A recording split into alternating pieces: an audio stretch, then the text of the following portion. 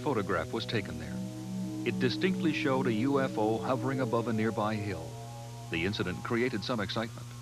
It was extensively reported by UFO buffs, and the photograph was consistently confirmed as genuine. There is nothing about these photographs which suggests to me that they have been faked in any way. Even an eminent French scientist, Pierre Guérin, was convinced there was no hoax. In my opinion, there is no question of the object photographed being in any possible way the result of faking. In reality, this was the UFO seen that night. A purple spotlight powered by a car battery. The hoax was staged in order to study the rigor with which UFO enthusiasts investigate their reports. The light was seen by the UFO spotters on the hill opposite, and one of them appeared to take a couple of photographs from a camera mounted on a tripod. In reality, he was a colleague of the man behind the hoax, David Simpson, a physicist at the National Physical Laboratory in England.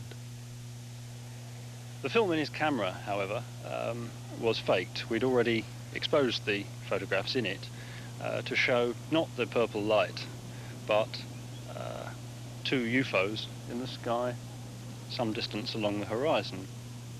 Those that developed it got quite excited because they didn't see a circular purple light. They actually saw flying saucers up in the sky. This was excellent evidence of visitation from other worlds. We let the hoax run for some 2.5 years so that we could monitor the investigations undertaken by the ufologists. During that time we monitored their publications. A lot of articles were written about the saucers.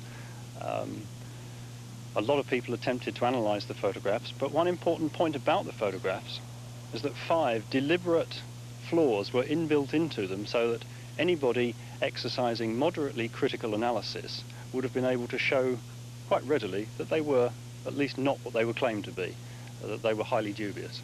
The first clue was that there was no image on the photograph similar to that of the purple light. They had faked the picture by taking a background photograph several days before. Then they had superimposed a strange shape on it. Secondly, 2 genuine photographs had been taken on the night in question.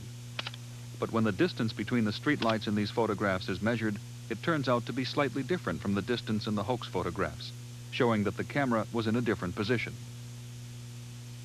In addition, lights were switched on in some photographs and off in others, proving that the photos were taken on different nights. There was generally a lack of rigor in the investigation, despite the fact that the fine print of scientific and technical jargon appeared throughout the UFO literature.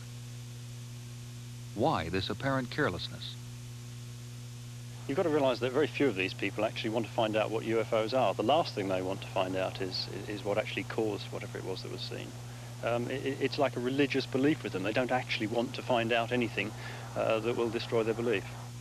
Because of this gullibility, many photographs of UFOs have been readily accepted as genuine, when inevitably there must be many hoaxes.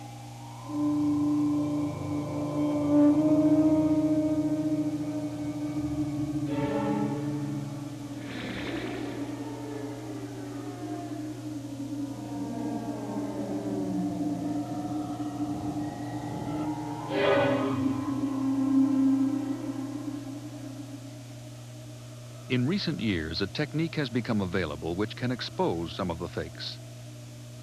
This particular photograph was taken